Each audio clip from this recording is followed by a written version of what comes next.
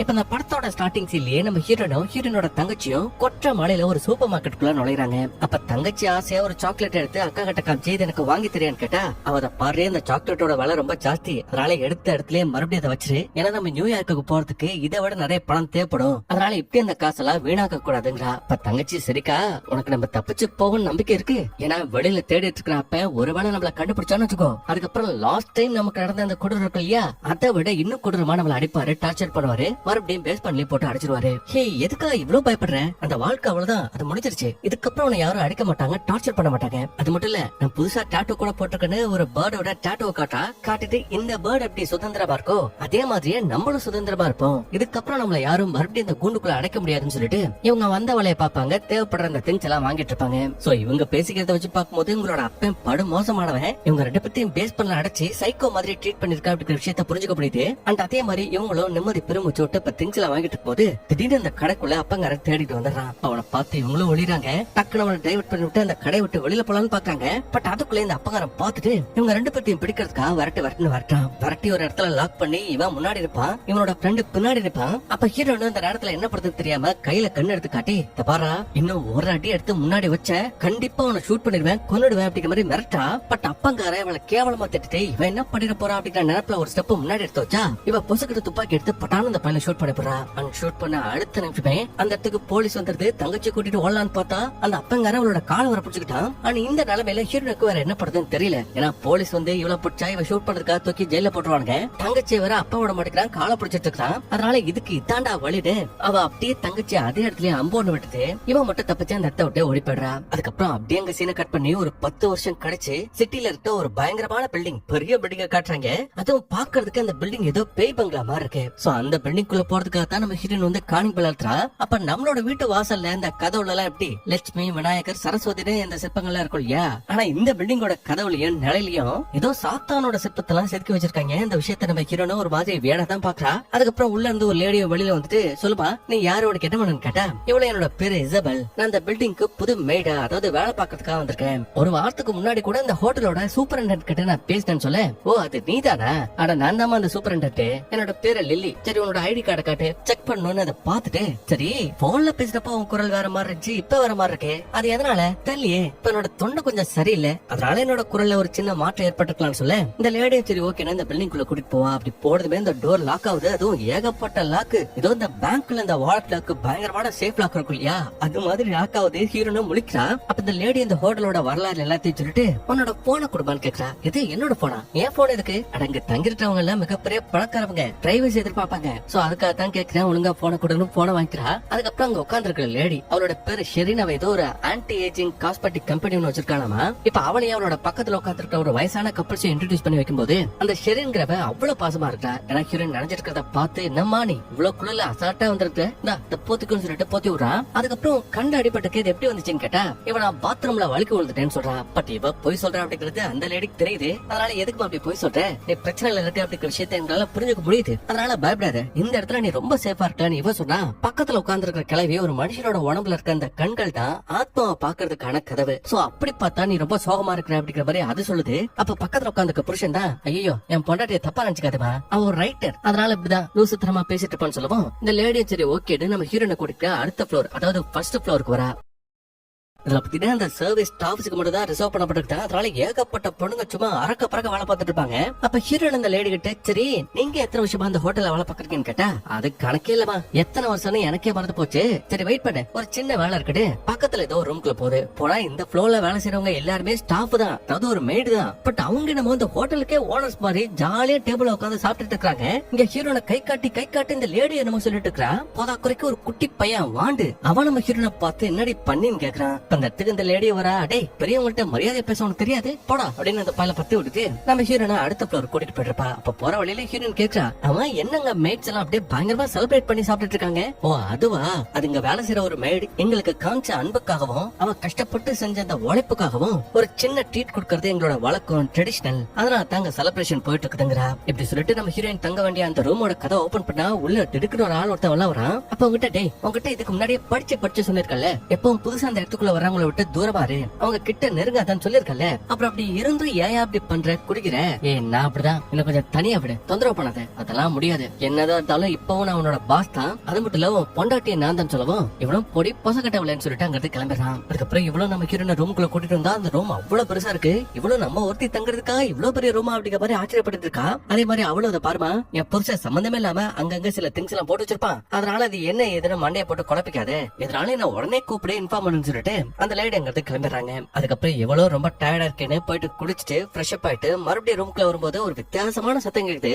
அது இந்த went whole இருக்குல்லையா, ஏசி காத்து போறதுக்கான ஒரு ஹோல், அந்த ஹோலுக்குள்ள வந்து சவுண்ட் வருது. அதனால என்னடா சத்தம் சொல்லிட்டு இவனும் போறா. ரைட் அடிச்சு பாக்குறா, பார்த்தா ஒரு மனுஷனோட கண்ணு தெரியுது, ஒரு பொண்ணு சிரிக்கிற மாதிரியான சத்தமா கேக்குது. அதனால இவ்வளவு ரைட்டு நம்ம கூட இவன கேம் விளையாடுறானே, இவ்வளவு வெள்ளவரா யாராவது இருக்காங்களான்னு செக் பண்ணி பார்த்தா ஒருத்தரையும் காணும். பார்த்தா குறைக்க முடியல, லைட் எல்லாம் அப்படியே பட் பட் பட்டுன்னு ஆஃப் ஆகும். திடீர்னு ஆனாகும் போது பின்னாடி தூரத்துல யாரோ ஒருத்தர் நிக்கிற மாதிரி இருக்கும். இவ கூப்பிடுவா, பட் கூப்பிட்டதை கேட்காம அந்த பக்கம் கிராஸ் பண்ணி போற மாதிரி இருக்கும். அதனால இவ இன்னும் பயந்து ஐயோ எவனாவது ரூமுக்குள்ள வந்துட போறானே, ரூம் திறக்க முடியாத மாதிரி ஒரு சேரை வச்சு லாக் பண்ணிடுவா. பெட்லயும் உட்காந்துட்டு பா, அந்த வெண்ட் ஹோலையும் பார்த்துட்டு பா. அதுக்கப்புறம் ரொம்ப டைம் ஆகும், அப்படியே அவ டயர்ல தூங்க ஆரம்பிச்சிருவா. அப்ப திடீர்னு ஒரு 3-3:15 போல இவ ரூமோட கதவை யாரோ திறக்கிறதுக்காக ட்ரை பண்றாங்க. பட் உள்ளதான் அவ சேர வச்சு லாக் பண்ணிருக்கா இல்லையா, அதனால ஓபன் பண்ண முடியல. அது மட்டும் இல்லங்க, இப்ப இந்த வெண்ட் ஹோல்ல எடுத்து பண்ணி மாஸ்க போட்டுட்டு ஒரு ஆள் பாத்துட்டே இருக்கான். அது வழியா எங்க ரூமுக்குள்ள வரதுக்கும் ட்ரை பண்றான், வர முடியல. அதனால அங்க ஒரு ஃப்ரிட்ஜ் இருக்கும், அந்த ஃப்ரிட்ஜை நகர்த்திட்டு அந்த ஓட்ட வழியா நம்ம ஹீரோனோட பெட்டு கிட்ட வந்துட்டு அவனோட காலை நக்குறான். வெறிகுண்டா அவளை என்னமோ பண்ண போறான் அப்படிங்கிற மாதிரி காட்டுறாங்க. ஆனா திடுக்கிறதுக்குள்ளே நம்ம ஹீரோன் கண்டுபிடிச்சா.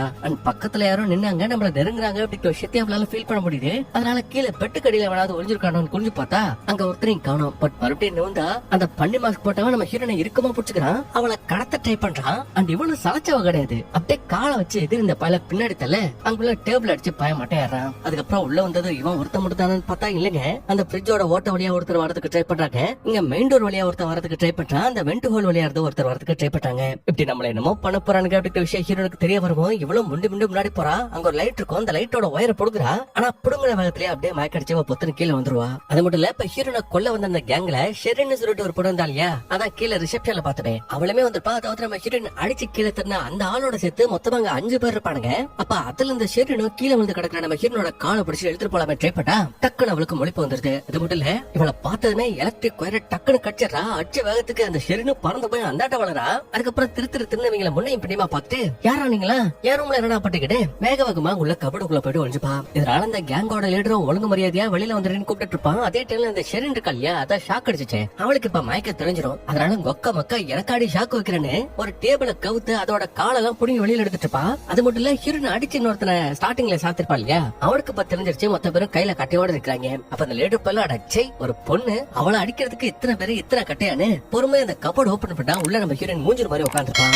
அதுக்கப்புறமா தாங்க அவளோட சுயரூபமே தெரியும். டக்குனு பட்டாக்கத்தை எடுத்து இந்த லீடர் பல்லோட தலைவை துண்டாக்கி போடுறா. இது இல்லாம அங்க வரும்போது துப்பாக்கி எல்லாம் கொண்டு வந்திருப்பா போல, அதை வச்சு பட்டான இன்னொருத்தனை ஷூட் பண்ணிட்டு இப்ப இவங்களுக்குள்ள ஒரு பயங்கரமான ஃபைட் போயிட்டு இருக்கும். அந்த ஃபைட்ல கைய வெட்டுவா, காலை வெட்டுவா, வாய வெட்டுவா, சும்மா ஜான்வி கணக்கா போட்டு பொழந்து எடுத்துட்டு இருப்பா. ஆனா சாரி, அந்த சீன்ஸ பட்டு கேட்காதுக்கு அவ்வளவு கொடூரமா இருக்கும். அதை மட்டும் என்னால காட்ட முடியாது. அதே மாதிரி இப்ப இந்த சண்டையோட முடிவுல மொத்தமா 3 பேத்த போட்டு தள்ளிட்டு 2 பேர் மட்டும் தான் மிச்சம் இருப்பாங்க அந்த ஷெரினோட சேர்த்து. சோ அவங்களே முடிக்கிறோன்னு ஒரு பெட் எடுத்து அப்படியே அவங்க 2 பேத்தி ஒரு மூலையில சாத்தி கத்தி வச்சு அந்த பெட்ல சதக்குன்னு குத்தி ஒருத்தனோட சொல்லி முடிச்சுடுறா. கடைசியா மிச்சம் இருக்கிறது அந்த ஷெரின் மட்டும் தான். அவளும் துப்பாக்கி எடுக்கிறா. பட்டான ஹீரோனை ஷூட் பண்றதுக்காக ட்ரை பண்றா. ஆனா ஜஸ்ட் மிஸ் நம்ம ஹீரோயின் எஸ்கேப். சோ இப்படி இவ்வளவு பயங்கரமான ஒரு சம்பவத்தை பண்றானா நம்ம ஹீரோயின் சாதாரணமான ஆளா இருக்கிறதுக்கு சான்ஸ் இல்ல இல்லையா. அதனால யாரு நீ இங்க ரெண்டு பண்ணான்னு கேட்டா அவன் அதுக்கு பதில் சொல்லாம மறுபடியும் கூட சண்டை போட்டுட்டு இருப்பா. அப்ப அரை மயக்கத்துல கடக்கிற ஒருத்தன் இங்க ஹீரோனை குத்துறன்னு கத்தி வீச அது இந்த ஷெரின் பொண்ணோட பேக்ல குத்துருது. அதனால அடே நீ சண்டை கூட போட வேணாட்டா, கொஞ்ச நேரம் சும்மா ராணுவ மறுபடியும் சண்டை போடுறான். பட் ஹீரோயின் கடைசி ஒரு கட்டையை வச்சு சாத்துட்டு மிச்சம் இருந்த அந்த கடைசியால அந்த அரகுரம் உயிரோட கிடந்தா இல்லையா,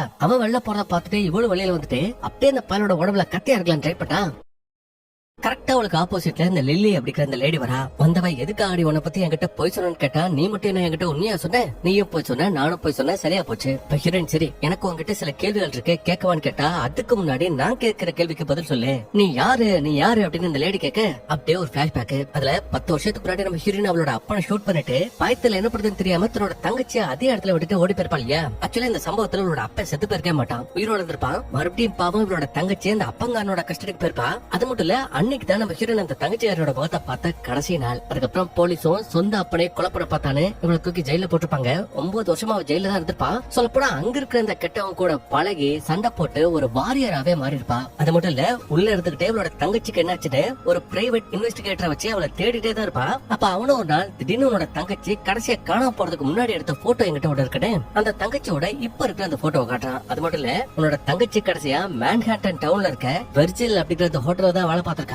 அதுக்கப்புறமா தான் காணாமல போயிருக்கா. பட் பிரச்சனை என்னன்னா, அந்த ஹோட்டல்ல இதுக்கு முன்னாடியே ஏகப்பட்ட பேர் தொலைஞ்சு போயிருக்காங்க. ஆனா எல்லாரும் இல்ல, குறிப்பா அனாதைங்க, மைனரா இருக்க பொண்ணுங்க, யார் எவருனே தெரியாத ஆள் அட்ரஸ் இல்லாத பொண்ணுங்க இருப்பாங்க இல்லையா, அவங்க தான் அடுத்தடுத்து தொடர்ச்சியா காணாம போயிட்டே இருக்காங்களா. சோ நீ என்ன சொல்ல வர, அங்க என்ன நடக்குது அது எனக்கு தெரியாது. பட் உன்னோட தங்கச்சி பெரிய ஆபத்துல இருக்கா அப்படிங்கிற விஷயம் மட்டும் எனக்கு தெரியும். அது மட்டும் இல்ல, இப்ப உன்னோட தங்கச்சி காணாம போயிட்டதுனால அவளோட இடத்துக்கு இன்னொருத்தர் அவங்க செலக்ட் பண்ணிருக்காங்க. இந்த மாதிரி நெக்ஸ்ட் மந்த்ல இந்த டேட்ல மேடா வந்து ஜாயின் பண்ணிக்கோ அப்படிங்கிற மாதிரி இந்த ஹோட்டல்ல இருந்து கால் வந்திருக்கு. அதனால இதுக்கப்புறம் நீ என்ன பண்ணணும் அப்படிங்கிற விஷயம் உனக்கே தெரியும் சொல்லவும், இதுக்கப்புறமா தான் ஹீரோயின் நேரா அந்த இசபெல் அப்படிங்கிற லேடியை பாக்கிறதுக்காக போயிருப்பா. போயிட்டு அவரோட நேமை யூஸ் பண்ணி ஐடி யூஸ் பண்ணி நேக்க அந்த ஹோட்டலுக்குள்ள வந்திருப்பா இவரோட தங்கச்சியை தேடி. இது இல்லாம ஹீரோனோட உண்மையான பேர் என்னன்னா ஏசியா ரீவ்ஸா. இப்ப இந்த விஷயம் எல்லாத்தையும் சொல்லிட்டு, இந்த பாரு இங்க என்ன நடக்குது ஏது நடக்குதுன்ற எந்த கருமத்தை பத்தி எனக்கு கவலை கிடையாது. எனக்கு தேவை என்னோட தங்கச்சி. அவ இன்னும் சாகல, உயிரோட இருக்கா அப்படிங்கிற விஷயம் கூட எனக்கு தெரியும். அதனால ஒழுங்கு மரியாதையா அவளை என்கிட்ட ஒப்படைச்சிட்டு, இல்ல இங்க நடக்கிறதே வேறன்னு இவன் அந்த லேடியை மிரட்டா. பட் அவருக்கு பயப்படுற மாதிரியே தெரியலங்க. ஃபர்ஸ்ட் இந்த ஹோட்டல்ல விட்டு உன்னால உசுரோட வெளில போக முடியுதா பாருன்னு சொல்ல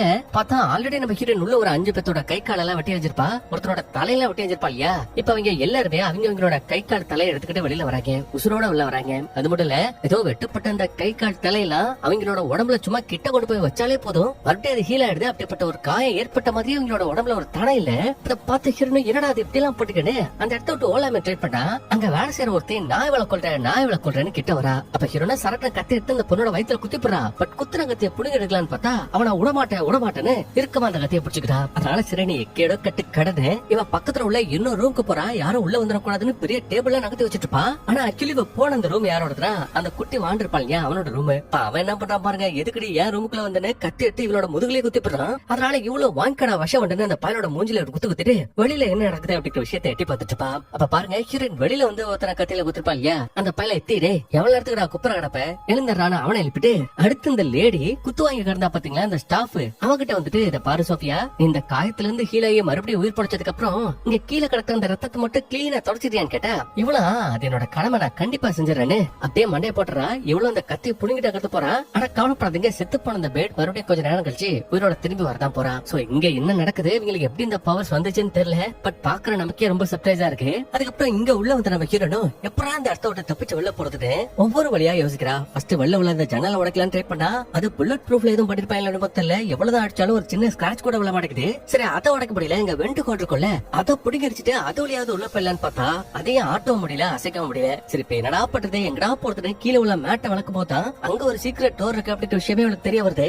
அதனால அந்த டோர் எப்படியோ நோண்டி ஓபன் பண்ணி இவ அந்த டனலுக்குள்ள குதிச்சு அப்படியே கொஞ்சம் கொஞ்சமா அவளோட தங்கச்சியை தேடி போக ஆரம்பிக்கிறா. அப்ப வழியிலே இந்த குண்டு போயிருக்கான் பாருங்க, அவன் நம்ம ஹீரோயின் இங்கதான் சுத்திட்டு இருக்கா அப்படிங்கிற விஷயத்த கண்டுபிடிச்சிருவான். அவன் இந்த டனலுக்குள்ள தான் இருப்பான். அதனால வேக வேகமா முண்டி ஹீரோயினை தேடும் போது இவன் மேல அப்பள முண்டை கொடுத்து தொங்கிட்டு இருப்பா. அதுக்கப்புறம் கீழே விழுந்துட்டு அவளோட கையில உள்ள அந்த பறவையோட டேட்டோவை பார்த்துட்டே இருப்பா. அதை பார்க்கும்போது இவளுக்கு இவளோட தங்கச்சியோட ஞாபகம் வந்துரும். ஏன்னா சின்ன வயசுல தெரியாதனமா பயத்துல அவளோட தங்கச்சியை விட்டுட்டு போன மாதிரி இப்பயும் விட்டுட்டு போயிடக்கூடாது, எப்படியாவது அவள் இந்த இடத்த விட்டு காப்பாத்திடணும்னு இவன் மறுபடியும் அந்த பேசேஜ் வழியா போயிட்டு இருப்பா. அப்படி போயிட்டு இருக்கும் போதுதான் இந்த லில்லி அப்புறம் இந்த கேங்கோட லீடர் ஷெரின் இவங்க எல்லாரும் பேசிட்டு இருக்கிற விஷயம் அவளோட காதுல வருது. என்ன பேசிக்கிறாங்கன்னா, இப்ப நம்ம ஹீரோயின் தப்பிச்சு போயிட்டா இல்லையா, இந்த விஷயத்த மத்தவங்கள்ட்ட சொல்லணும்னு அந்த கேங்க சேர்ந்தவங்க சொல்றாங்க. பட் லில்லி எக்காரணத்தை கொண்டு இது யாருக்கும் தெரியக்கூடாது, ஏன்னா இன்னைக்கு ஒரு செரிமனி இருக்கு, அதாவது ஒரு பூஜை மாதிரி இருக்கு. இந்த விஷயம் மத்தவங்களுக்கு தெரிஞ்சா அந்த பூஜை கெட்டு போயிடும். அதனால அது யாருக்கும் தெரியக்கூடாதுங்கிற. அதே மாதிரி நீங்க 5 பேரு சேர்ந்து அந்த ஒத்திய பிடிக்க முடியலையே. அவ கையில கத்தி வச்சிருக்கா, செம்மையா ஃபைட் வர பண்றா. பண்ண என்ன, நீங்க எல்லாம் இம்மோர்டல்ஸ் ஆச்சு, உங்களுக்கு அழிவே கிடையாது, அழிவிலனாலும் ரொம்ப வலிக்குதுரே அப்படிங்கிற மாதிரி இவங்க எல்லாம் அந்த லில்லி கிட்ட பேசிட்டு இருக்கும் போது கடைசி அந்த கேங்கோட லீடர் கெவின்றவன் அப்ப அந்த பொண்ணோட தங்கச்சி, அதான் நம்ம ஹீரோனோட தங்கச்சியை பத்தி என்ன அப்படிங்கிற மாதிரி கேக்குறான். அவளை பத்தி பேசுறான். அப்ப இவனும் ஷெல்ஃப்ல உள்ள புக்கை நகர்த்திட்டு இவங்க என்ன பண்றாங்க அப்படிங்கிற விஷயத்த பாக்கும்போது அது இந்த லில்லி நோட் பண்ணிடுறா. டக்குனு அந்த டிரா ஓபன் பண்ணி ஹீரோனை பிடிக்கிறதுக்காக ட்ரை பண்றா. ஆனா அதுக்குள்ளே நம்ம ஹீரோயின் மறுபடியும் அந்த ஷெல்ஃபை சாத்திட்டு அந்த இடத்த விட்டு தப்பிச்சு வரலாமே ட்ரை பண்ணா. இவங்க இவளோட கத்தி எடுத்து சக்கட்டு மடிக்க அந்த படகளை போட்டு குத்திட்டு இருக்கானுங்க. இவ்வளவு நேக்காதான் எஸ்கேப் ஆகுறா. பட் போதாத நேரம் கடைசி அந்த கத்தி இவளோட கையில அதுவும் சுண்டு விரலுக்கு பக்கத்துல இறக்கிறோம். அப்ப லில்லி வரா, ஏன்டே இப்படி ஓடுற, ஏன்டே இப்படி கஷ்டப்படுற, நீ எவ்வளவுக்கு எவ்வளவு ஓடுறியோ அவ்வளவுக்கு அவ்வளவு வலி அனுபவிக்க வேண்டியதா இருக்கும். சோ சொல்றத கேளு, சரண்டர் ஆயிடுன்னு சொன்னா ஹீரோயின் கேட்க மாட்டேங்கிறா. அது மட்டும் இல்ல, இந்த ஜெயில இருந்து ரத்தத்தை பார்த்து இவளுக்கு அது சர்வ ரொம்ப சாதாரணமா போயிடுச்சு. ஏன்னா இப்ப கூட அந்த குத்துன கத்தியை எடுக்காம அப்படியே அவளோட கையை கிழிஞ்சாலும் பரவாயில்லன்னு வெளியில எடுத்துட்டு இருப்பா. அதை பார்த்து லில்லியும் யாரு நீ அப்படி வரைய பாப்பா. அப்ப பதிலுக்கு ஹீரோன் அவங்க எல்லாரையும் பார்த்து ரோட்ல கடக்கும்ல ஓரமா அதை தின்னுகடி அப்படின்னு சொல்லிட்டு டக்குனு அந்த பேசேஜ் வழியா எஸ்கேப் ஆறா. அப்ப ஷெரின் ஷூட் பண்ணி அவளை கொல்ல ட்ரை பண்ணுவா. ஆனா லில்லி தானி அவசரப்படாத, அவன் நமக்கு உசுரோட வேண்டுமே, மறுபடியும் அவளை பிடிக்கிறதுக்காக போயிட்டு இருப்பாங்க. அப்ப இந்த இடத்துல ஒரு சேசிங் சீன் ஒண்ணு இருப்பாருங்க, வேற லெவல்ல இருக்கும். இந்த கேமரா ஒர்க் தான் செம்ம. ஏன்னா வெளியில சேஸ் பண்ற சீன் இருக்கு இல்லையா, அது ரொம்ப ஈஸியாவே எடுத்துடலாம். பட் இங்க ஒரு சின்ன பேசேஜ்குள்ள அதுவும் முண்டிக்கிட்டே விரட்ட அந்த சீன் இருக்கு இல்லையா, இதை எப்படி யோசிச்சு எடுத்தாங்கன்னே தெரியல. அதுவும் லாங் ஷாட் எல்லாம் போவாங்க, அந்த பேசேஜை விட்டு தாண்டி தாண்டி போற விஷயத்தெல்லாம் அவ்வளவு அருமையா காமிச்சிருப்பாங்க. அப்ப அந்த ஷெரின் பாத்தீங்கன்னா ஒரு கடத்துல நம்ம ஹீரோனோட காலை பிடிச்சிருவா. ஆனா இவ பதிலுக்கு அவன் மூஞ்சிலே ஒரு எத்த விட்டு ஒரு ஷார்ப்பான கம்பி கிடைக்கும். அந்த இடத்த அவளோட நெஞ்சிலேயே சதக்கு சதக்கு சதக்கு குத்தி அவளோட சோழியை முடிச்சிடறா. அதாவது இப்ப செத்துட்டா, ஹீல் ஆகிறதுக்கு கொஞ்சம் டைம் ஆகும். சோ அந்த கேப்ல வந்து ஷெரினோட துப்பாக்கி ஆட்டை போட்டு அதுல புல்லட்டையும் நோட் பண்ணிட்டு அந்த இடத்த விட்டு கிளம்பலாமே பார்த்தா அதுக்குள்ள அவன் மறுபடியும் ஹீல் ஆயிடுவான். இவன் காலை பிடிச்சுப்பா, ஏறி உட்காந்து அட்டி அடி நடிப்பா. அப்ப இவளோட கையில தான் ஆல்ரெடி கன் வச்சிருக்காளே, லோட் பண்ணி வச்சிருக்காளே, அதனால அத்தை வச்சு பட்டான இந்த ஷெரினோட தலையில ஒரு போடு போட தலை செதறி போயிடுது. ஆனா அதுக்கப்புறம் கூட அவன் மறுபடியும் ஹீல் ஆகி திரும்ப வரதுக்கு சான்ஸ் இருக்கு இல்லையா, அதனால ஹீரோயின் துப்பாக்கியோட ரெடியா வெயிட் பண்ணிட்டு இருப்பா. அவ தலை ஒண்ணு சரி நினைச்சிட்டு இருப்பா. ஆனா ஆக்சுவலி உண்மை என்னன்னா தலை ஒண்ணு சேராது, அவன் மட்டும் உசுரோட இருப்பா. தலை இல்லாத முண்டமா இப்ப ஹீரோனா முண்டி முண்டி விரட்ட ஆரம்பிச்சிருவான். அப்ப இவ்வளவு ஒரு கடத்துல பின்னாடியா முண்டி முண்டி ஒரு முட்டை சந்துக்கிட்ட போகும்போது வழி ரெண்டா பிரியும். அப்ப நம்ம இருக்க தசப்பக்கம் தான் இந்த ஷெரின் வருவாளோ, நம்மள கொல்ல பாப்பானு ஹீரோயின் யோசிப்பா. பட் அவளுக்கு தான் இப்ப கண்ணு தெரியாது, தலையிலேயே. அதனால குறுக்குத்தரமா ஹீரோயின் இருக்கிற தசப்பக்கம் அதுக்கு ஆப்போசிட் சைட்ல போயிடுவா. அதனால ஹீரோன சரி நம்மளுங்கிறது கிளம்புன்னு சொல்லிட்டு கிளம்பலாம்னு பார்த்தா டக்குனு அந்த ரேங்கிற மனுஷன், அதான் அந்த லில்லியோட புருஷர் இருப்பார் இல்லையா, அவர் நம்ம ஹீரோனை ஒரு சீக்கிரட் ரூமுக்குள்ள எடுத்துட்டு கொஞ்சம் அமைதியா இருந்து வெயிட் பண்ண சொல்றா. அந்த பக்கமா தான் நம்ம ஆளு கெவின் வருவான். ஹீரோனை தேடிட்டு இருப்பான். கிடைக்கலன்னு வேற செட் போயிடுவான். அப்ப இந்த ரேயும் கேக்குறாரு, ஏமா நான் உன் பாத்ரூம் கண்ணாடியில எழுதி வச்சிருந்தேன் தேவில் கெல்லியோன்னு அவங்க உன்னை கொல்ல பாப்பாங்கன்னு, அதை பாக்கலான்னு கேட்டா ஹீரோன் இல்லங்கிறா. ஆக்சுவலி அந்த மனுஷன் எழுதி வச்சிருப்பான் போல, ஆனா அது கொஞ்ச நேரத்துல அழிஞ்சு போயிருக்கும். சோ இதை வச்சு பார்த்தா இவர் நம்ம ஹீரோனுக்கு ஹெல்ப் பண்ற மூட்ல தான் இருக்காரு. அதே மாதிரி ஹீரோனு யோ இந்த இடம் என்னதியா, இங்க என்னதான் பண்றாங்கன்னு கேட்டா அப்படியே ஒரு பிளாஷ்பேக். அதுல இப்ப இருக்க அந்த விர்ஜில் அப்படிங்கிற பில்டிங் பாத்தீங்கன்னா சாதாரண பில்டிங் இல்ல, சாத்தானோட கோயிலா. அது ஒரு 100 வருஷத்துக்கு முன்னாடி இந்த பில்டிங்ல எடுத்தவங்க, அதாவது இந்த குடும்ப வழியை சேர்ந்தவங்க சாத்தானுக்கு மனுஷங்களை பலி கொடுத்து அதன் மூலமா இவங்க அழியாதவங்களா இம்மோர்டலா மாறிட்டானுங்களாம். இதனால இவங்களை என்ன பண்ணாலும் சரி, எப்படி கொண்டாலும் சரி, மரத்தோட வேறு மாதிரி திரும்ப திரும்ப முளைச்சிட்டே இருப்பானுங்க. அவங்களுக்கு சாவே வராதான். அதுலயும் மோஸ்ட்லி இந்த குரூப்ல மெம்பரா இருக்க 3/4 பேரு பணக்காரத்தா இருப்பானா. இது இல்லாம இவங்களுக்கு யாராவது இம்மோர்டலா தேவைப்பட்டாலும் இவங்களோட குரூப்ல சேர்க்க நினைச்சாலும் அவங்களுக்கு அவங்க இன்னொரு மனுஷனை பலியா கொடுப்பானுங்க. அவனுங்க மூலமா இவங்க மெம்பரா சேர்க்க நினைக்கிற அந்த நபரை இம்மோர்டலா மாத்தி விட்டுருவாங்களாம். இப்ப இது எல்லாத்தையும் தாண்டி அந்த சாத்தானோட தலையில இதுவரைக்கும் எவன்லாம் இம்மோர்டலா இருக்கானோ, அழியாதவனா இருக்கானோ, அவனுங்களோட பேர்கள் எழுதப்பட்டிருக்குமா. ஒருவேளை அந்த பேர் அழிஞ்சிருச்சுன்னா அவங்களுக்கு உண்டான அந்த பவர், அந்த அழியா தன்மையை இழந்துருவாங்களா, சிம்பிளா சாதாரண மனுஷனா மாறிடுவாங்களா. இதனால அவங்களை ஈஸியா கொள்ளலாமா, அவங்க திரும்ப வர மாட்டாங்களா. அதே மாதிரி இப்ப இந்த ஹோட்டல்ல சில பேர் எல்லாம் வேலை பார்த்துட்டு இருக்காங்க இல்லையா, சில பொண்ணுங்க வேலை பாக்குறாங்க இல்லையா, இப்ப அவங்களுக்காக மத்த மனுஷங்களை இந்த சாத்தானுக்கு பலி கொடுத்து அவங்களையும் இம்மோர்டலா மாத்தி வச்சிருக்கானுங்க. அப்படி இந்த கதை எல்லாத்தையும் சொல்லிட்டு இந்த மனுஷன் அப்படியே முன்னாடி நகர்ந்து போயிட்டு இருக்கும் போது அப்பதான் காட்டுறாங்க இந்த சதறி போன ஷெரினோட தலை இருக்கு இல்லையா, அதுல இருந்து இப்ப ஒரே ஒரு கண்ணு மட்டும் அப்படியே நகர்ந்து வெளில வந்துட்டு இருக்கு. அது மட்டும் இல்ல, இப்ப ஹீரோனும் ரேயும் எந்த திசை பக்கம் போறாங்களோ அதே திசையில அவங்கள ஃபாலோ பண்ணிட்டு இதுவும் சிசிடிவி கேமரா மாதிரி பின்னாடியே போயிட்டு இருக்கு. அப்ப அந்த டைம்ல நம்ம ஹீரோனும் இந்த ரேயும் கரெக்டா ஒரு ரூமுக்குள்ள போயிட்டு இறங்கடா. அங்க திடீர்னு அவளுக்கு ஆப்போசிட்ல அவளோட தங்கச்சிக்காரி வந்திருக்கா. அப்ப ஹீரோனும் ஷாக்ல, அடியே நீ செத்து போயிட்டு நினைச்சேன், நான் கூட தான் நீ ஜெயில இருப்ப நினைச்சேன். ஆமா நீ எப்ப வந்த, இங்க என்ன பண்ணிட்டு இருக்க, ஏன் அவனை காப்பாத்துறதுக்காக தாண்டி வந்தேன். இங்க இந்த பில்டிங்ல இருக்கானுங்களே உனக்கு எல்லாம் ரொம்ப மோசமானவனுங்க, சாத்தான வணங்குறவனுங்க, மனுஷங்களை சாத்தானுக்கு பலியெல்லாம் கொடுக்குறானுங்க தெரியுமா உனக்கு. தெரியுமே, எது தெரியுமா, தெரிஞ்ச அப்புறம் இங்க இருக்குன்னு கேட்டா அப்படியே இவளோட பாயிண்ட் ஆஃப் வியூல ஒரு பிளாஷ்பேக் சொல்ல ஆரம்பிக்கிறா. அதாவது ஹீரோன் அவளோட தங்கச்சியை தனியா விட்டுட்டு போனதுக்கு அப்புறமா அவன் ரொம்ப கஷ்டப்பட்டிருப்பா. அவளோட அப்பன் அவ்வளவு குடும்பப்படுத்திருப்பான். அதே மாதிரி அவன் செத்து போனதுக்கு அப்புறமா கூட இவன் நிறைய தங்கறதுக்கு வீடோ வேலையோ எதுவும் கிடைச்சிருக்காது, ஏதோ கிடைச்ச வேலையை பார்த்துட்டு இருப்பா. சோ அப்படி நாயாப்பே அலைஞ்சிட்டு இருக்கும் போதுதான் இந்த ஹோட்டல்ல ஒரு வேகன்சி இருக்கு அப்படிங்கிற மாதிரி ஒரு நோட்டீஸ் இருக்கும். சோ அதை பார்த்து அந்த ஹோட்டலுக்கு போயிருக்கா. போனதுமே அங்க இருக்கிற பூரா பேரும் இவளையும் பலி கொடுத்தலாம் அப்படிங்கிற ஐடியால தான் இருந்திருக்காங்க. பட் இவளோட நல்ல நேரம் அங்க வேலை செஞ்சுட்டு இருந்த பொண்ணொருத்தே ஏதோ ஒரு காஸ்ட்லியான பொருளை திருடவும் அவள் அந்த லிஸ்ட்ல இருந்து இந்த ஃபேமிலில இருந்து தூக்கிட்டு உன்னோட பேரை நாங்க தான் சாத்தானோட தலையில எழுத போறோம், உனக்காக இன்னொரு மனுஷனை பலி கொடுத்து உன்னை இம்மோர்டலா அழியாதவளா மாத்திடுறோம், உனக்கு ஓகேவான்னு கேட்க இவ்வளவு வேற வழி இல்லாம சரி ஓகேன்னு ஒத்துக்கிட்டா. இப்ப இந்த கதையை சொல்லி முடிச்சதுக்கு அப்புறமா கூட ஹீரோயின் வேணாண்டே சும்மா விளையாண்டுட்டு இருக்காத, என் கூட கிளம்பி வா, நம்ம அங்கிருந்து போயிடலாம். எங்க போறது, உன் கூட நான் எங்கேயும் வரதா இல்ல, இதுதான் என்னோட வீடு, நான் இங்கதான் இருக்க போறேன். இல்ல நீ என் கூட வராம இந்த பில்டிங் விட்டு நான் வெளில போறதா இல்ல. அட பாரு, உனக்கு என் மேல அவ்வளவு பாசமா. பட் உன்னோட பாசமும் பரிவும் இப்ப எனக்கு தேவையில்ல. பட் எப்ப எனக்கு தேவைப்படுச்சு தெரியுமா, நீ என்ன அனாதையா அன்னைக்கு நாள் ரோட்ல அந்த குடும்பக்கார அப்பா கிட்ட விட்டுட்டு போனியே, அப்ப நீ தேவைப்பட்ட. அவன் என்ன போட்டு அடி அடின்னு அடிப்பானே, அபியூஸ் பண்ணுவானே, அப்படி தேவைப்பட்ட. சொத்துக்காகவும் வேலைக்காகவும் நாயா போய் அலைஞ்சனே, அப்படி எனக்காக தேவைப்பட்ட. பட் இப்படி தேவைப்பட்ட நேரத்துல எல்லாம் நீ எனக்கு கிடைக்காம இப்ப வந்து அக்கா பாசம் ஆயா பாசம் எப்படி ஓடி ஒழுங்கா அந்த இடத்த விட்டு தப்பிச்சு ஓடுறதுக்கு வழிய பாருன்னு சொல்ல, இவ கோவத்துல பொக்குன்னு தங்கச்சிக்கார ஒரே குத்துறதெல்லாம் மட்டையாடுவா. அதே மாதிரி ஹீரோனும் அதை பாரியா, இவன் வந்தாலும் சரி வரலனாலும் சரி இவளை கட்டாயப்படுத்தியாவது இந்த இடத்த விட்டு நான் தூக்கிட்டு போக தான் போறேன். பட் எப்படி இந்த இடத்த விட்டு தப்பிக்கிறது, இதை பத்தி உனக்கு தான் தெரியும், அதனால சொல்லி ஏதாவது வழி இருக்கான்னு கேட்டா ஒரு வழியும் இல்ல. ஏன்னா எல்லா ஜன்னலுமே எங்க லாக்ல தான் இருக்கும். அது புல்லட் ப்ரூஃப், அதை உடைக்கவும் முடியாது, ஓபன் பண்ணவும் முடியாது. அதுவும் கீழே இந்த பில்டிங்கோட மெயின் டோர் பாத்தியே எத்தனை லாக்கு, அதை உடச்சிட்டு வெளியில போக முடியும்னு நினைக்கிறேன் நீ. சரி வேற என்ன வழி, ஒரே வழிதான். இந்த பில்டிங்கோட உச்சியில 9வது மாடியில இந்த ஃபயர் ஆக்சிடென்ட் நடந்தா தப்பிச்சு போறதுக்கு ஒரு சின்ன வழி இருக்கு. சோ அந்த வழியால மட்டும் தான் உன்னால தப்பிச்சு வெளியில போக முடியும். வேற அதுக்கு எந்த ஆப்ஷன் இல்லைன்னு சொல்லிட்டு போதே இங்க ஷெரினோட அந்த கண்ணு இருக்கு இல்லையா, அதுங்க நடக்கிற விஷயம் எல்லாத்தையுமே பாத்துட்டு இருக்கோம். பொத்துன்னு தவிர கீழே வந்துரும். அப்ப அந்த ஹீரோயின் கையில எடுத்து பாக்கும்போது இங்க இந்த கண்ணு பாக்குற விஷயம் எல்லாத்தையுமே அங்க தலையில தான் அந்த ஷெரினால பாக்க முடியும் அப்படிங்கிற விஷயம் அவளுக்கு தெரியுது. அதனால அவளை பச்சை ஒரு கெட்ட வார்த்தை சொல்லி அப்படியே இந்த கண்ணை அவிச்ச முட்டை நசுக்கிற மாதிரி நசுக்கி அனுப்பிச்சிடுறா. அதுக்கப்புறம் இவளோட தங்கச்சி அந்த ரே உங்க எல்லாருமே ரூமை விட்டு அடிச்சு குடிச்சு அப்படி ஓடிட்டு இருக்கும் போது இந்த வில்லியோட ஆட்களும் உங்களை பிடிக்கிறதுக்காக வருவாங்க. அப்ப ஜஸ்ட் மிஸ் நம்ம ரே ஹீரோனுக்கும் ஹீரோனோட தங்கச்சிக்கு ஹெல்ப் பண்ணி ஒரு சின்ன பேச சொல்லியா அவங்கள அமிச்சிட்டு இவர் இந்த வில்லி கிட்ட மாட்டிப்பாரு. அதனால இந்த லீடர் பையன் இந்த தாடிக்கார கிட்ட பாரு,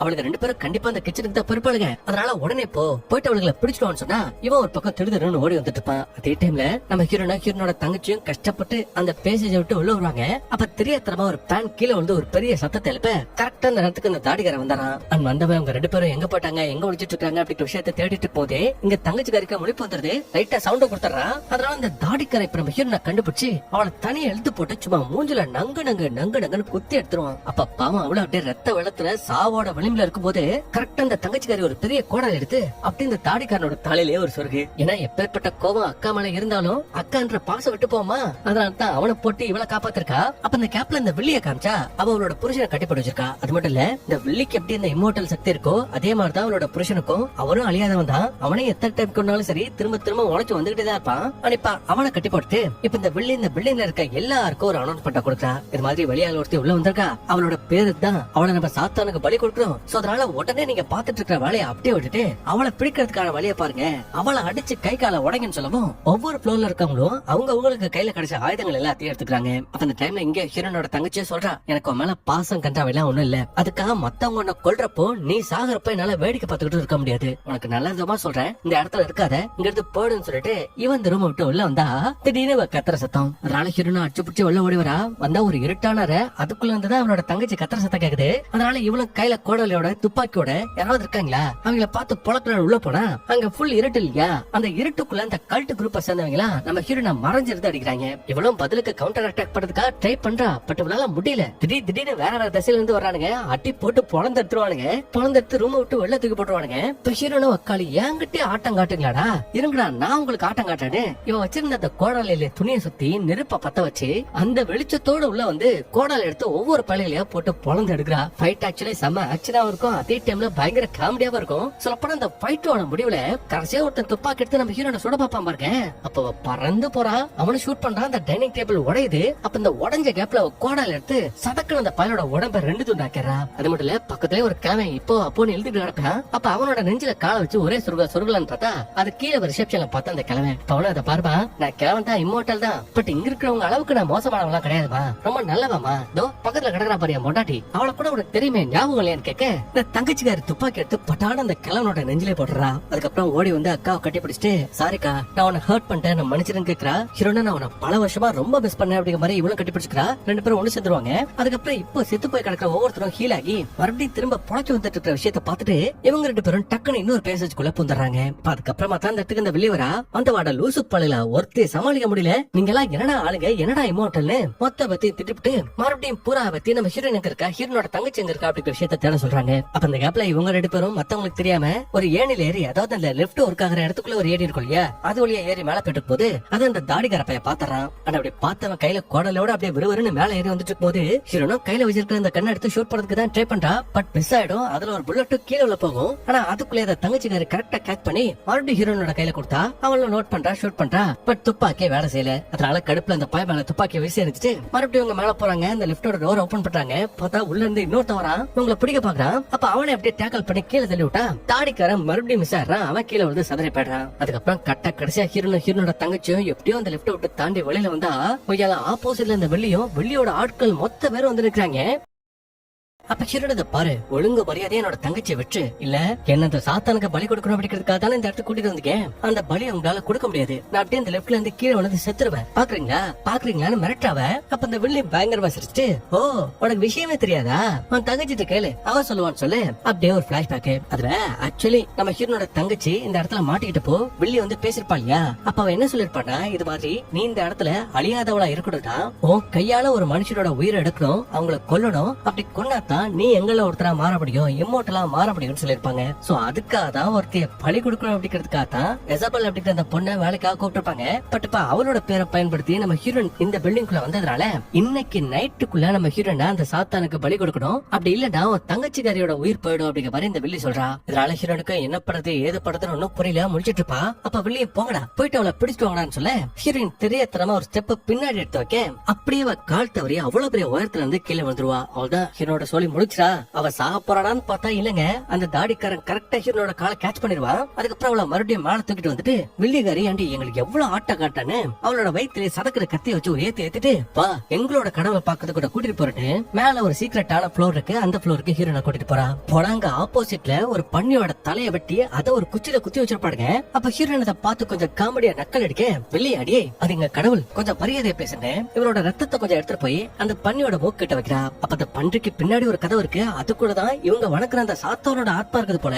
இப்ப அது அப்படியே கொஞ்சம் கொஞ்சமா நகர்ந்து அப்படியே இந்த பன்னியோட உடம்புக்குள்ள போனதுமே செத்து போன அந்த பன்னிக்கு உயிர் வந்துருது. அது மட்டும் இல்ல, இப்ப வரைக்கும் இந்த பில்டிங்குள்ள யார் யாரெல்லாம் இம்மோர்டலா இருக்காங்களோ அவங்க எல்லாரோட பேருமே இந்த பன்றியோட தலையில எழுதப்பட்டிருக்கு. அப்ப இந்த பன்றி உயிரோட வந்த விஷயத்த இந்த கேங் லீடர் பைய பார்த்துட்டு, இங்க நிக்கிற அந்த ரேயும் மரியாவும் பெரிய தப்பு பண்ணிட்டாங்க, நம்ம இனத்துக்கு துரோகம் பண்ணிட்டாங்க, இவங்களுக்கு தக்க தண்டனை கொடுக்கணும்னு சொல்லும்போது இந்த சாத்தான சரின்னு, ரே உனக்கு கொடுக்கப்பட்ட அந்த இம்மோர்டலை நானே எடுத்துக்கிறேன் நெத்தியில எழுதுறத அந்த ரேயோட பேரை அழிச்சிருது. அது மட்டும் இல்ல உன்னோட பொண்டாட்டிக்கிட்டையும் உடனே போ, ஒன்னும் புருஷனை கொள்ளு இல்லாட்டி நீ செத்துருன்னு சொல்ல இவளுக்கு கெஞ்சிரா. என் புருஷன் தெரியாம அப்படி பண்ணிட்டாரு, ஒரே ஒரு வாய்ப்பு கொடுங்க, ஒரே ஒரு வாய்ப்பு கொடுங்கன்னு இவ கெஞ்சி பாக்குறா. பட் அந்த சாத்தான் அதுக்கு ஒத்துக்கிறதா இல்ல. அதனால இவளும் போறா, புருஷனோட கண்ண முடி வேற வழி இல்லாம சரட்டு அந்த பையனோட கழுத்த இருக்க அவள்தான் ரேயோட சொல்லி முடிஞ்சிருச்சு. அதுக்கப்புறம் அப்படியே அந்த சாத்தான் இப்ப மரியா பக்கமா திரும்பி அடுத்து உன்னோட டர்ன் தான், உன் கதை தான் முடிய போகுதுன்னு சொல்ல இப்ப அவளே முன்வரா. வந்துட்டு மை லார்ட் என்ன மன்னிச்சிருங்க, நான் தெரியாம தப்பு பண்ணிட்டேன், எனக்கு இன்னொரு வாய்ப்பு கொடுக்கணும்னு சொன்னா அந்த சாத்தானு நல்லா யோசிச்சுட்டே, சரி உனக்கு நான் இன்னொரு வாய்ப்பு கொடுக்கறேன்னு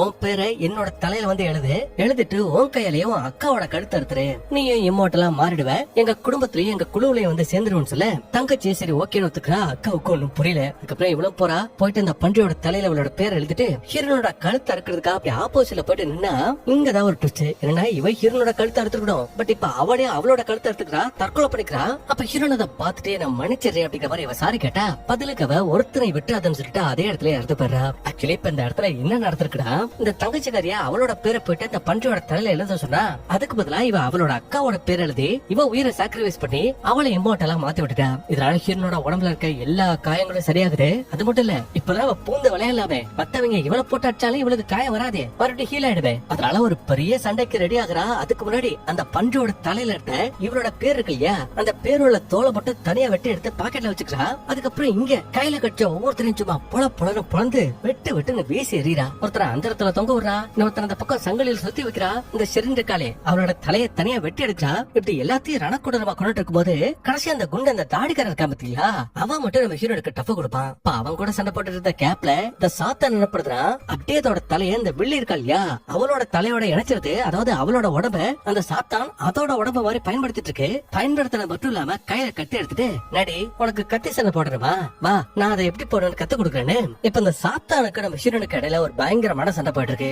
அந்த சண்டையோட முடிவுல நம்ம ஹீரோயின் ரொம்ப கஷ்டப்பட்டு கடைசி அந்த சாத்தானோட தலைய அந்த வில்லியோட தலையில எடுத்து தனியா பிரிச்சு எடுத்துருவா. எடுத்துட்டு இந்த வில்லியையும் அந்த பன்றியோட தலை ஒரு கட்டையில குத்தப்பட்டுச்சு இல்லையா, அந்த கட்டையில தூக்கி போட்டு சொருகிட்டு இந்த சாத்தான் கிட்ட கேக்குறா, எனக்கு என்னோட தங்கச்சி மறுபடியும் உசுரோட திரும்ப வரணும். அது எப்படி வருவா, அதான் ஆல்ரெடி செத்துட்டாலே, ஒரு உயிரை தியாகம் பண்ணா மட்டும் தான் இன்னொருத்தர் இம்மோர்டலா மாற முடியும். அப்படியா, அதையும் பார்த்தலாட்டே இந்த பன்னியோட தலையிலேயே அசைய முடியாத மாதிரி ஒரு பெரிய கத்தி வச்சு இறக்கிட்டு அதோட தலை முழுக்க பெட்ரோலை ஊத்தி அதை மொத்தமா கொளுத்தி விட்டுறா. இதனால என்ன ஆகுதுன்னா அதோட தோல்ல எழுதப்பட்டிருந்த எல்லாரோட பேருமே யார் யாரெல்லாம் இமோர்டலா இருந்தாங்களோ இந்த பில்டிங்ல இருந்தாங்களோ அவங்களோட பேர்கள் எல்லாமே அழிக்கப்படுது. அதனால இப்ப ஹீரோயின் யார் யாரெல்லாம் அடிச்சாலோ, அதாவது அந்த ஷெர்னோட தலையை விட்டுருப்பா, இந்த கெவின் பேல வயிற்றுல குத்திருப்பா, அவன் செத்து போயிருப்பான். இன்னொருத்தன் இந்த தாடிக்கார ஃப்ரீஸ் ஆகி தலை வடிச்சு செத்து போயிருப்பான். இன்னொருத்தர் அந்த இடத்துல தொங்க விட்டுருப்பா, இங்க கீழே இன்னொருத்தர் சங்கிலினால கட்டி போட்டிருப்பான். கடைசியா இந்த வில்லி இருக்காளே அவளை கட்டல சுருக்க வச்சிருப்பாளே. அதனால அவளும் இம்மோர்டல் சக்தி இழந்ததுனால அவளோட பேரை அழிஞ்சு போடுறதுனால அவளும் அதே இடத்துல இறந்து போடுறா. இதுக்கப்புறம் ஹீரோனும் செத்து போன தன்னோட தங்கச்சியை தூக்கிக்கிட்டு ஆல்ரெடி எரிஞ்சிட்டு இருக்கிற அந்த சாத்தானோட தலை, அதான் அந்த பண்ணி தலையின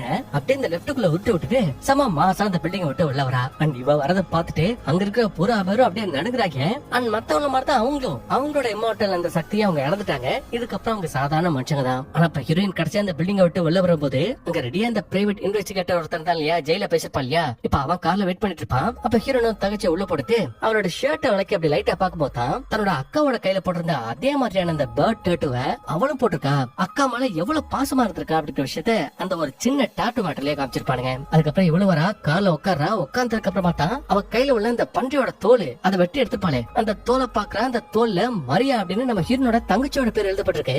சொல்லப்போனா அந்த தோலுக்கு மட்டும் உயிர் இருக்கு. அப்ப அதை பாத்துட்டு இருக்கிற டைம்லயே பின்னாடி செத்து போய் கிடந்த அந்த மரியாவுக்கு திடீர்னு முழிப்பு வர பார்த்தப்ப அவ புடச்சிட்டா, அவ இம்மோர்டலா மாறிட்டா. சிம்பிளா சொல்லணும்னா நம்ம ஹீரோன் அந்த பில்டிங் குள்ள இருக்கும் போது எல்லாரையும் போட்டு தள்ளிட்டு இவ வெட்டி எடுத்த அந்த பண்ணியோட தோலுல இவளோட பேருக்கு பதிலா இவளோட தங்கச்சியோட பேர் எழுதிருப்பா. சரி அது எப்படி பாசிபிள்? அந்த சாத்தானுக்கு பலி கொடுக்கணுமே, யாரையாவது கொண்டு கொடுப்பேன், அதான் கொண்டுக்கானுங்க 5 பேத்த கொண்டிருக்காளே. அதனால இந்த வர வேலை செஞ்சிருக்கு. செத்து போன அந்த தங்கச்சிக்காரியும் மறுபடியும் உயிரோட திரும்பி வந்திருக்கா. அதுக்கப்புறம் ஹீரோனும் சரி ரைட்டு அந்த வேலை முடிஞ்சிச்சு, வண்டியை ஸ்டார்ட் பண்ணுங்க கிளம்புங்கன்னு சொன்னா வண்டி ஸ்டார்ட் ஆக மாட்டேங்குது. சொல்ல போனா அந்த பன்றியோட தோல் அந்த சாத்தானோட தோல் இந்த காருக்குள்ள இருக்கிறதுனாலயே அது ஸ்டார்ட் ஆக கூட மாட்டேங்குது. இங்கேயே வந்து வேலையை காட்டுது. ஆனா ஹீரோன் அப்படி அந்த பன்றியோட தோலை கையில வச்சு நசுக்குனா மறுபடியும் வண்டி ஸ்டார்ட் ஆயிடுது. அதே மாதிரி தங்கச்சிக்காரியும் அக்கா எனக்கு ரொம்ப பசிக்குது, பிரேக்ஃபாஸ்ட் முடிச்சுட்டு அப்படியே வீட்டுக்கு போலாமான்னு கேட்க இவ்வளவு சரி ஓகே எனக்கு கார் எடுத்துட்டு கிளம்ப.